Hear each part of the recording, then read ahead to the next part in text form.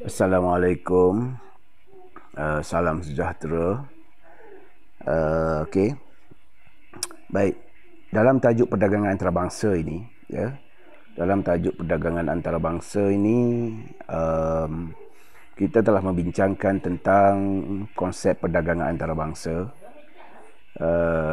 sebab-sebab wujudnya perdagangan antarabangsa dan faktor-faktor yang menyebabkan wujudnya perdagangan antarabangsa dan faedah-faedah yang diperolehi oleh negara-negara yang terlibat dalam perdagangan antarabangsa. Okey. Jadi dalam andaian-andaian yang kita bincangkan dalam proses perdagangan antarabangsa, salah satunya ialah tiada kos pengangkutan, ya. Salah satunya ialah tiada kos pengangkutan dan tiada sekatan perdagangan, ya. Dan tiada sekatan perdagangan. Kos pengangkutan juga tak ada. Okey, itu adalah andaian yang tidak logik lah untuk kita terima. Tapi andaian itu perlu dibuat supaya kita faham dengan mudah. Okey, sebenarnya dalam keadaan dunia sebenar terdapat dasar perlindungan, iaitu terdapat sekatan-sekatan yang dilakukan, terdapat sekatan-sekatan yang dilakukan oleh negara-negara yang terlibat dalam perdagangan antarabangsa dengan tujuan-tujuan yang tertentu. Okey. Yang pertama, kita lihat di sini dasar perlindungan yang terlibat ialah dasar perlindungan ini merupakan sekatan lah, boleh dikatakan sekatan perdagangan antarabangsa ataupun juga dikenali sebagai sekatan PAB. Okey, sekatan PAB. Okey.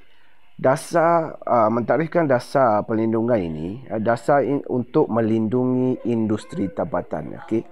Sekatan ini digunakan untuk melindungi industri tempatan supaya keluaran industri tempatan dapat bersaing dengan keluaran dari negara asing.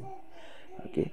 Perdagangan antarabangsa tidak selalu menguntungkan negara terlibat. Jenis dan sifat barang yang diperdagangkan, okey, jenis dan sifat barang yang diperdagangkan dipengaruhi kestabilan ekonomi sesebuah negara. Berlaku defisit dalam imbangan perdagangan. Maksud defisit di sini ialah kurangan lah. Banyak yang kita, kalau defisit imbangan perdagangan ini maknanya banyak import daripada ekspor. Okay? Inflasi diimport berlaku dan kemisitan ekonomi yang berpunca daripada negara lain. Okay? Untuk melindungi kepentingan ekonomi sendiri. So, oleh kerana itu, dasar-dasar perlindungan perlu dilaksanakan, ya. Okey. Ini adalah sebab-sebab, okey, sebab mengamalkan dasar perlindungan. Kenapa kita perlu melaksanakan sekatan perdagangan antarabangsa? Yang pertama, melindungi industri strategik. Okey. Yang kedua, melindungi industri muda ataupun industri baru lah. Industri baru yang baru nak berkecimpung dalam dunia perdagangan antarabangsa. Ya. Yang ketiga, membaiki imbangan pembayaran. Yang keempat, mencegah lambakan. Dan yang terakhir sekali, mengurangkan pergantungan kepada negara asing. Okey. Kita lihat satu persatu. Ya. Yang pertama, melindungi industri strategik. Ya. Melindungi industri strategik. Iaitu industri yang strategik ini maksudnya industri penting. Strategik ini sebenarnya maksudnya ialah industri penting sebenarnya. Itu maksud strategik, ya. Penting semasa kecemasan dan peperangan. Okey, penting semasa kecemasan dan peperangan. Mengurangkan persaingan melalui sekatan import. Daripada kita sentiasa mengimport beras dari luar negara, kan?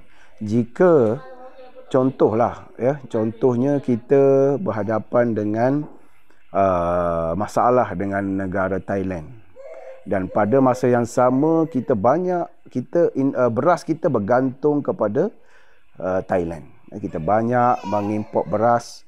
Kita banyak mengimport beras daripada Thailand, dan pada satu masa kita berhadapan dengan masalah diplomatik dengan Thailand. Kan?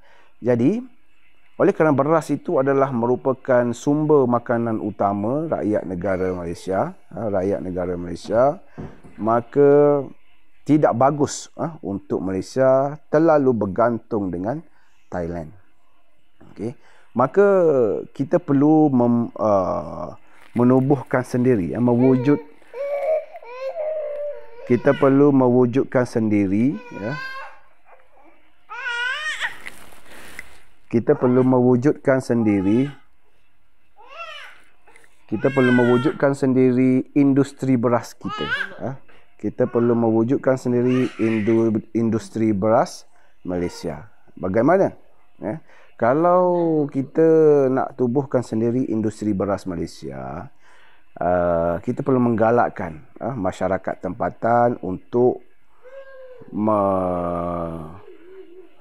membuka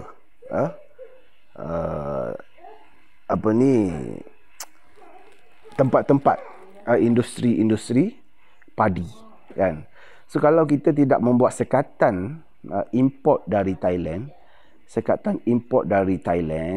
tak buat sekatan, maka industri ini akan berhadapan dengan masalah.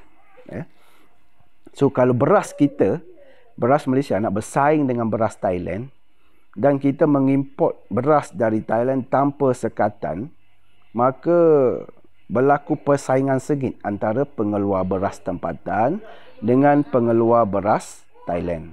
So persaingan ini akan menyebabkan